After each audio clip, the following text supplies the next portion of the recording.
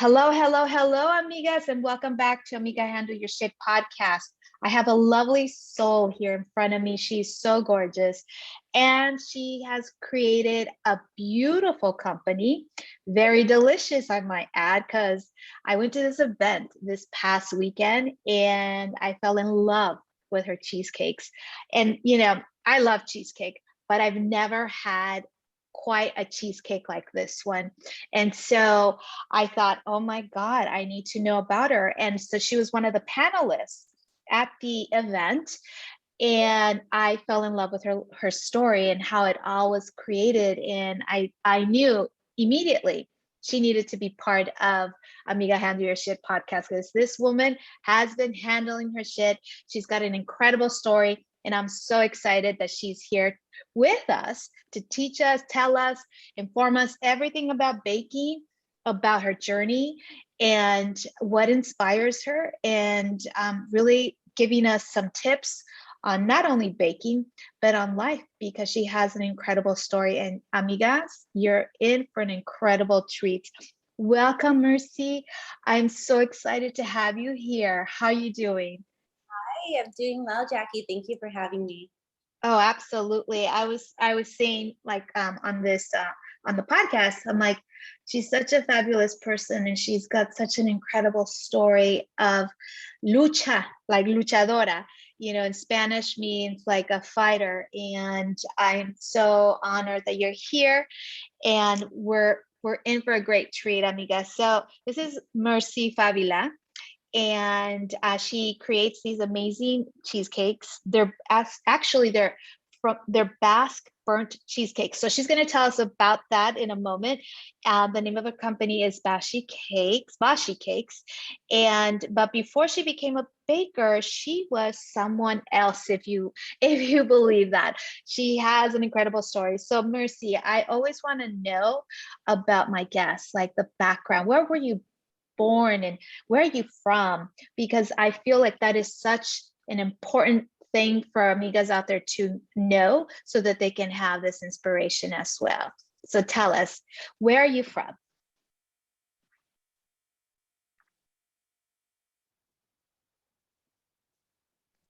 Did you hear me?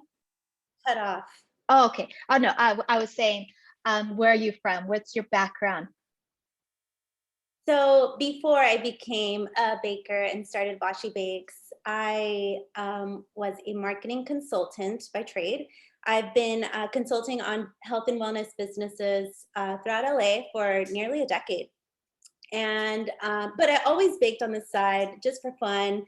I didn't go to culinary school, so my main focus and career was business marketing.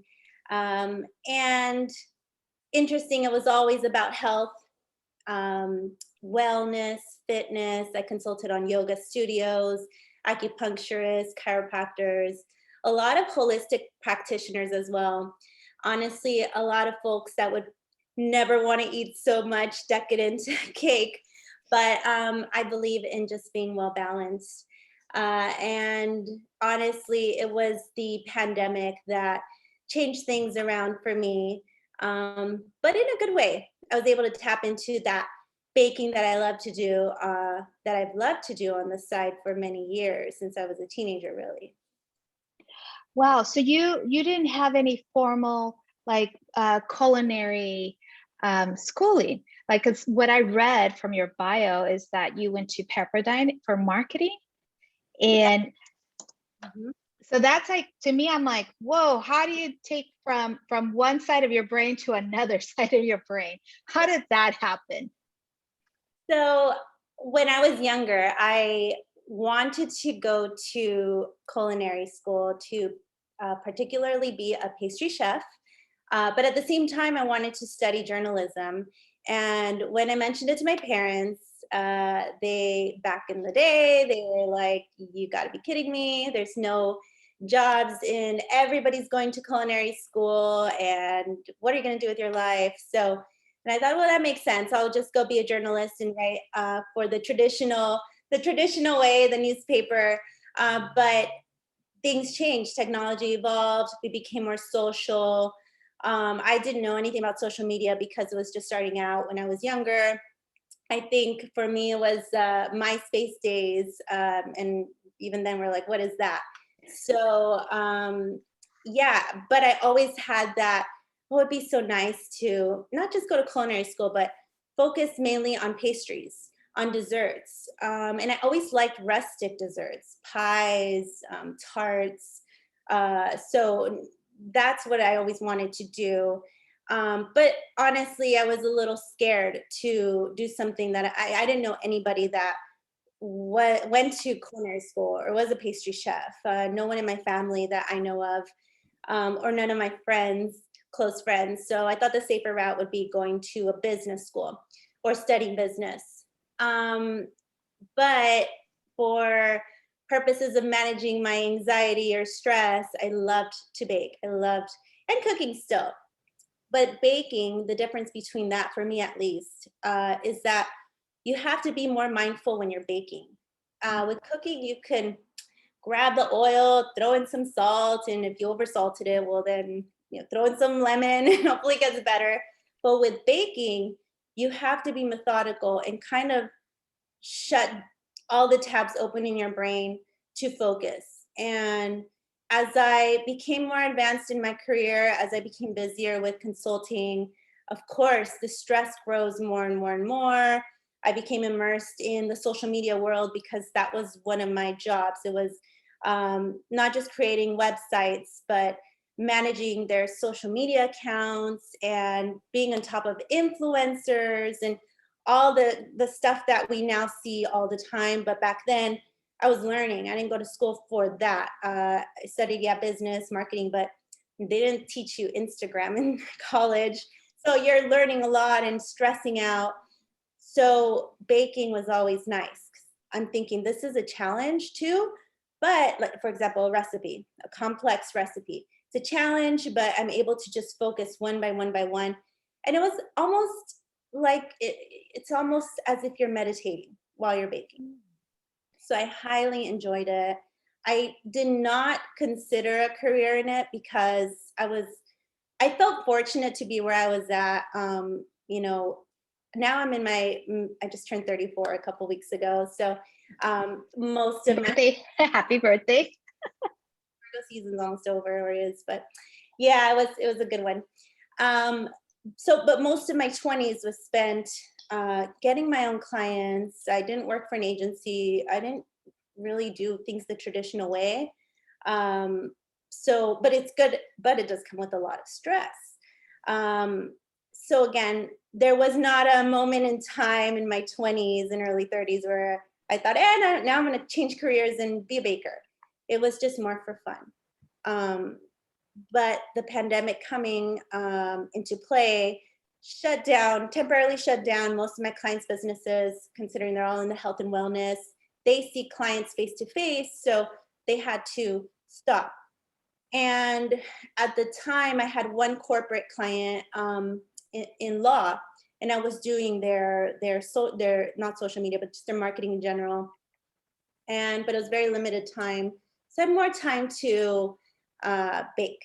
And this is when I started to just do it out of, again, for meditative purposes, stress relief, and also to gift it to my friends and family, check on them, and I have a cake for you, I have a pie for you, or something for fun.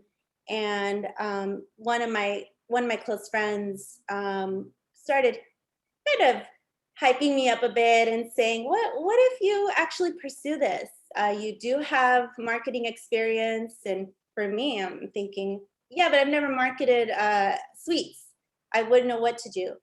But as I've learned now, a lot of my past experience is helping me to push this product, even though it's something entirely different. It's not like I did marketing for restaurants or bakers, and a lot of people in my situation fortunately come from that background. They learned a lot with their clients and now they went on their own. I feel like I'm starting entirely new. So I'm still learning a lot, but yeah, a lot of what I learned, I'm able to utilize it now with this new career. Wow, this sounds so fabulous. And you know what I love about what you're saying is that you used baking almost like meditation. Like it was just such a beautiful form for you to get grounded and to lessen the stress, right? Was that like the purpose? I mean, it seems like it was created from divine source, that it's like this is what brings me peace, ease, grace, joy, and now you want to implement that and show it off. Exactly. So it's a little mix of two things, and I think it all comes together in full circle. With that said, I'm a firm believer in putting things out to the universe and when you really want it. I know we all say things all the time, but there are certain phrases that we say, certain declarations that really are, they come from deep within. They're passionate, you mean them. And a lot of the times it's from when you were a child. You might have said something that you're like, this is what I wanted to do before, adulting came into play in the world and stress and you forgot. But at one point in time, you declared this, you said you wanted to do that. So for me, I did say, I want to go to culinary school. I want to be particularly a pastry chef because I'm in love with, how they bake these concoctions and it brings people joy. And but then you take other routes, and this time around I didn't realize I was going back to that joy of baking, because I had said it when I was younger. It was because, again, the stress and the what do I do? Do I stare into the void during quarantine and panic, or should I just start, going into these really um, complicated, difficult, challenging recipes and see what I can create, and maybe I can expand on that recipe or revisit some family recipes to recreate them or come up with my own thing. And it kind of satisfied those two things. It satisfied something that I had declared from when I was younger, that I would love to do it. And two, it was helping me with the stress, going into that meditative state when you're baking. And I think it does apply to anyone that's doing something that they're passionate about. I hear this a lot when, and I didn't really understand this before until now. When somebody would tell me, oh, for example, I love to paint, and to me, I'm like, I like to paint too, but I'm not, going into this Yeah, healing. your spiritual calling. It's like your spiritual calling is more the baking, Yeah, right? exactly. Now, don't get me wrong. I absolutely love marketing. I think the joy for me for marketing has, as stressful as it gets, as it constantly is changing, you have to learn many new things. What I love the most is helping people. I love when my client says, your campaign or what you created has helped me bring all this business. Now they're able to afford, expanding their business, or, buying their kids something, or but that makes me happy, just helping people. That's a different type of joy. This type of joy that I get with baking is almost, it's for me, and I get to create something with my hands, and I can physically see the joy on people's faces when they try my product. That is something that I had never experienced before because I was always in the background. I would see the joy or the satisfaction that customers would get, and they would relay that to my client. My client would then tell me, "Hey, good job! This was great," blah, blah, blah, and I would feel happy. But this is an even more special kind of joy. So I just feel really lucky to do it because I'm thinking from start to finish, this is this is just very special. It's a very special feeling. Oh, absolutely. And believe me, I've tried your cheesecake and I'm like, this is a very different type of cheesecake. And I can totally sense the joy in making it. Amigas out there. This is Bashi Bakes, right? And she has this incredible cheesecake. It's Basque burnt cheesecake. And so for amigas out there that aren't aware of Basque. Can you inform us, let us know where does this come from? Where does this tradition come from? Because I'm sure there's a lot of people out there that don't know. Yeah, I still get, I mean, which makes sense, get a lot of questions. So as the name implies, Basque burnt cheesecake comes from Basque country in northern Spain. It's a region up there. Specifically, this cake comes from San Sebastian, which is in northern Spain. And there is a bar there called La Viña. And this is where this cake originated from. So my parents, both of my parents were born in Mexico City, but my mother's side is partially Italian and my father's side is Spanish. They are not from the Basque region, but from Spain in general. And I just grew up hearing a lot about this not just this cake, but their food. So I became interested in learning more about their the type of sweets that they have out there, not just this cake. And it was a friend of mine, she is from Taiwan. She had mentioned that she... Oh no. Uh-oh. Uh-oh. Mercy. Uh-oh. What happened here? Mercy. Ah.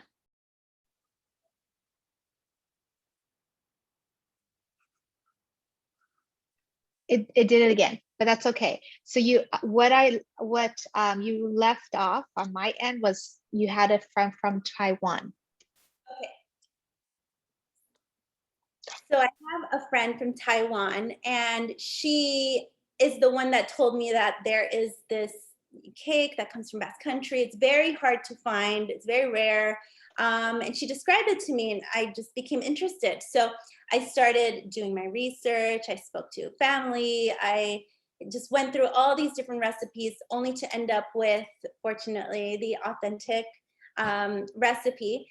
And I played around with variations of the authentic one as well. What was really important to me was keeping it organic, making sure it's good ingredients, high end. I mean, I'm coming into a space as somebody that... Oh, did it again. What the heck? Low. Oh no. Organic.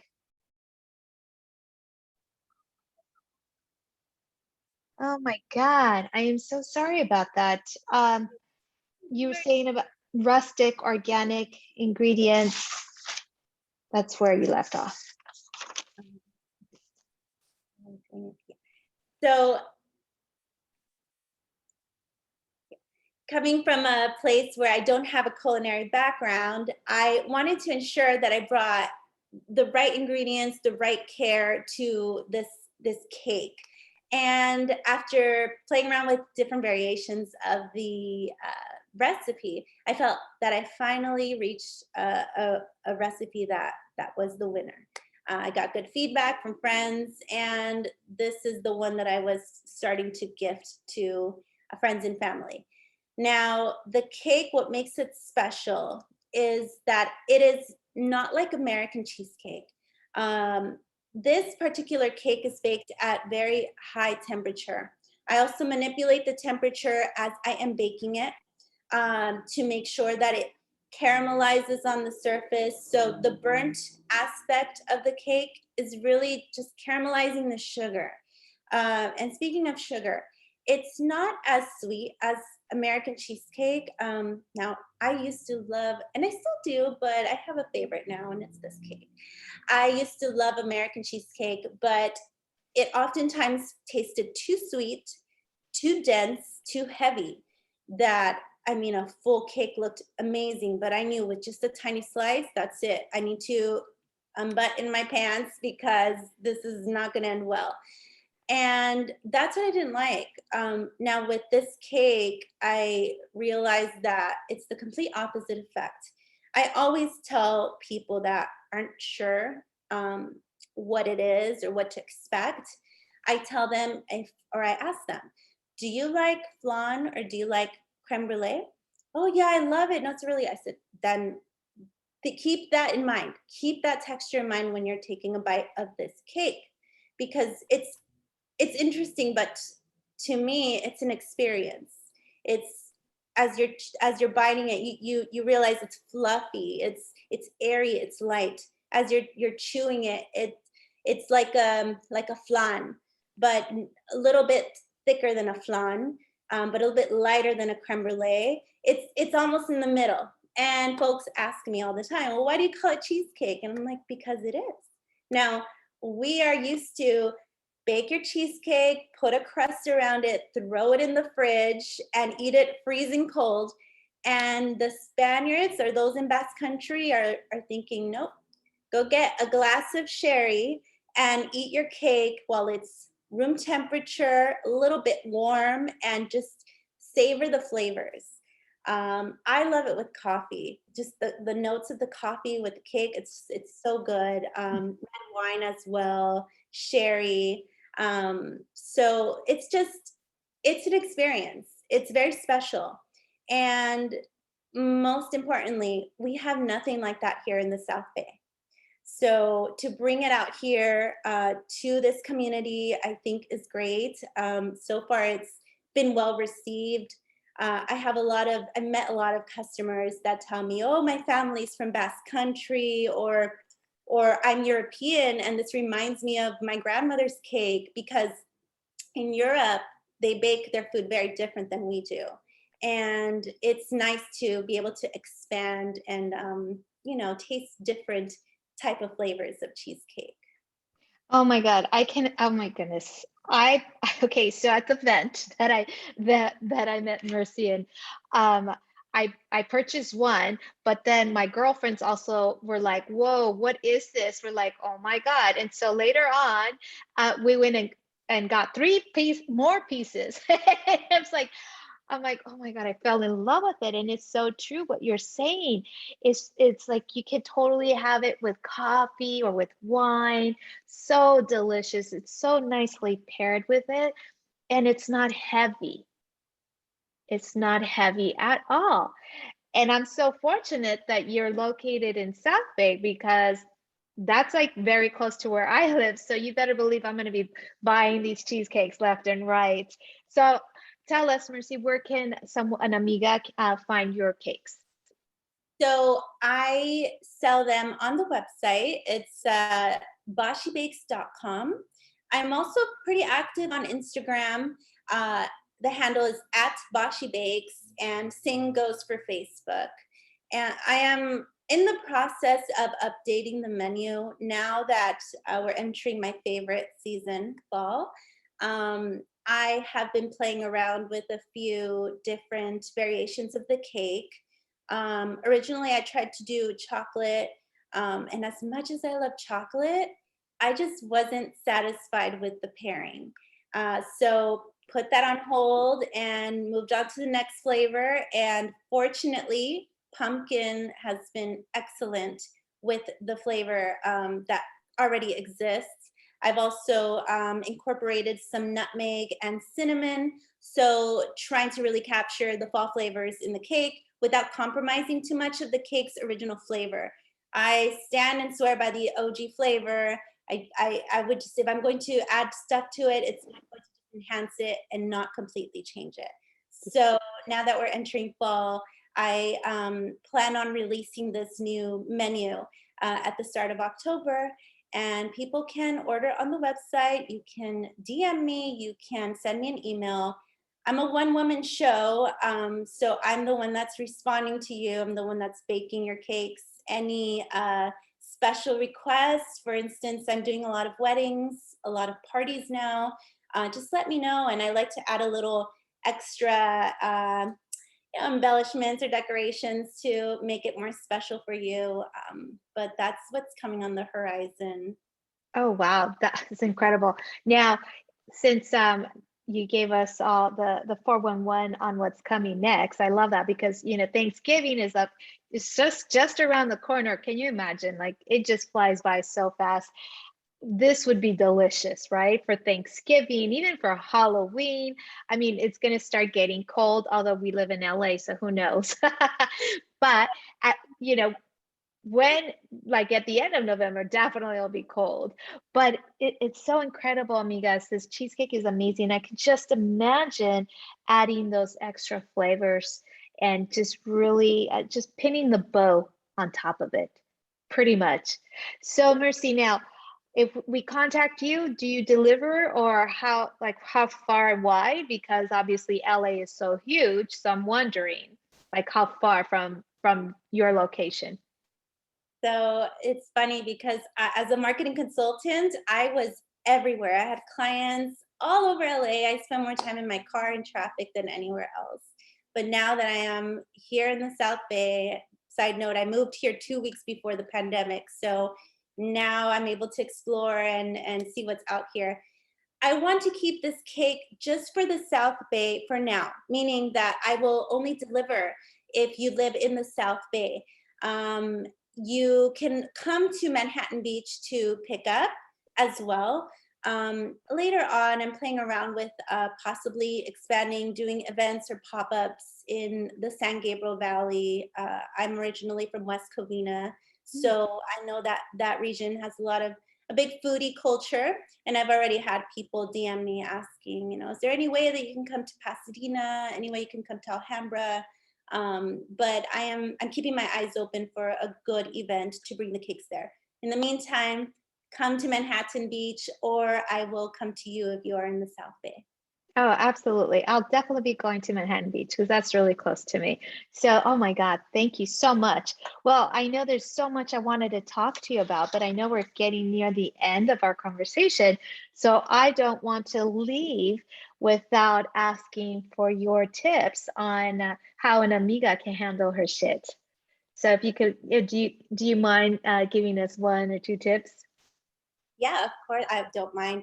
Some of the tips, and I'm still learning a lot, but one of the tips in order for my amigas to get up and handle their shit is write it down.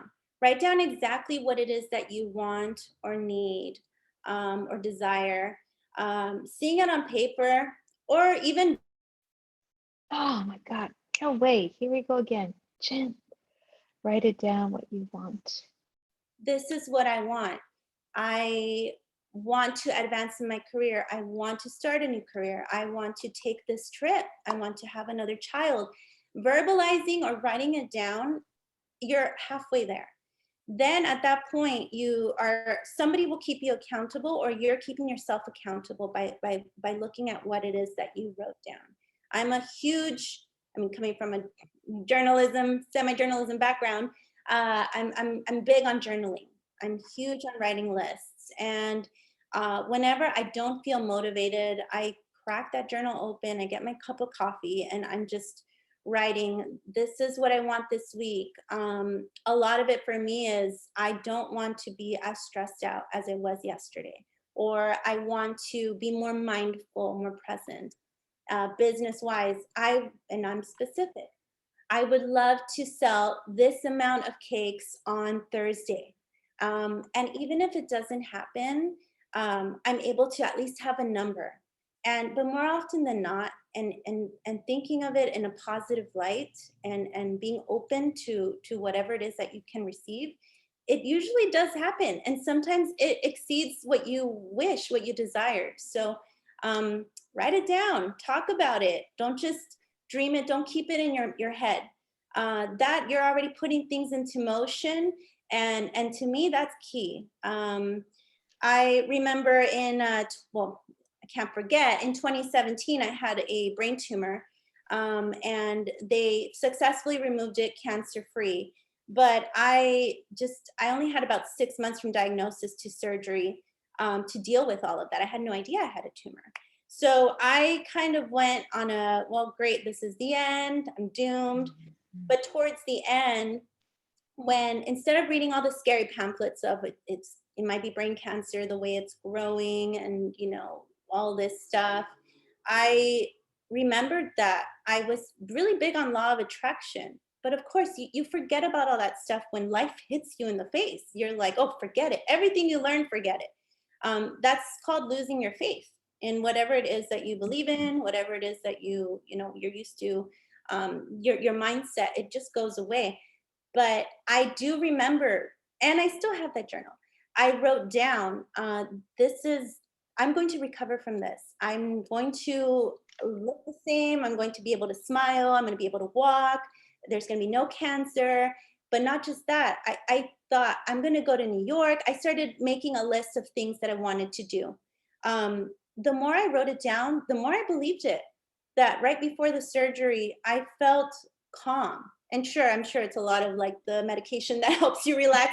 But going there, considering I'm very anxious, I deal with a lot of anxiety. Considering I'm that type of person, I was really surprised and proud of myself, how calm I entered in that situation. And I think because I wrote it down, that's why I was able to come out happy and good and healthy on the other side. So with this cake, with this business, I wrote it down. Once I realized this is what I wanted to do, I made a business plan essentially for myself. This is what it's going to be called. This is what I'm going to do. There's a lot of details still missing because I don't know what the heck I'm doing, but the main things are there. So yeah, that's one of my biggest advice. Write it down, stare at it, believe it, repeat it to yourself, and just be positive.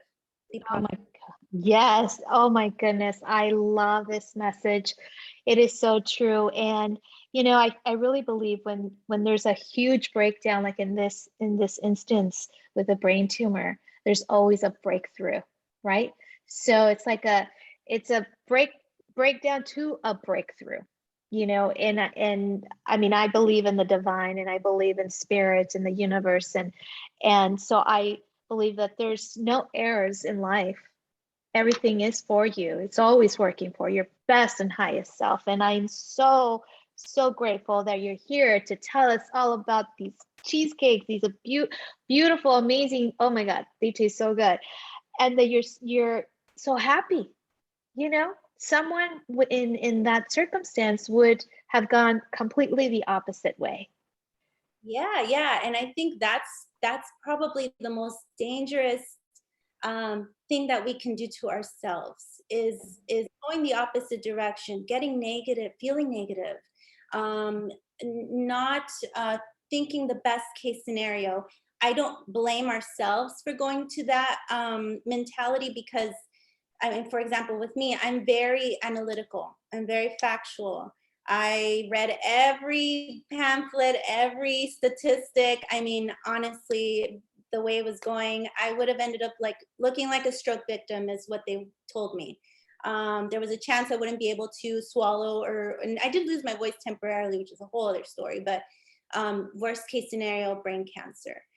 But this is when life really tests you, and you have to be positive. You have to shut the noise. And it same goes for when you're trying to achieve your dreams. We already are judging ourselves. When somebody comes in and says, well, how are you going to do this? Or do you have the money for this? Or do you have kids? How are you going to do that? Or whatever. Yeah, okay, they're right. But you have to shut the noise. Go back to your little journal or your phone notes, or to your trusted, friends or partners, and say, hey, let's have a chit chat, because you want to once again verbalize what you want to do. Oh, I love it. Write it down, verbalize it, journal, make your list, be specific. I love all those things that you're saying. My love, what an incredible story, and what an incredible human being you are. And I can't wait to go to your shop and get another cheesecake because, amigas, you don't understand how good this is. I mean, I've never tried anything like that. And I'm so grateful to know you. And amigas out there, you got to go get yourself a cheesecake for Bashi Bakes, right? That's correct. Thank you so much, Mercy, for being here at Amiga Handle Your Shit podcast.